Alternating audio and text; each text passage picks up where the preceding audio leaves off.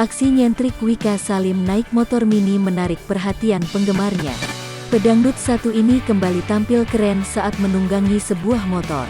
Namun, kali ini bukan moge yang ia kendarai, melainkan motor sport klasik yang cenderung mini. Dikutip tribunstyle.com, foto dan videonya ketika mengendarai motor ia bagikan lewat unggahan terbaru di Instagram pribadinya Senin, tanggal 22 Maret tahun 2021. Ia memamerkan pose di atas motor Suzuki GSX-R 50.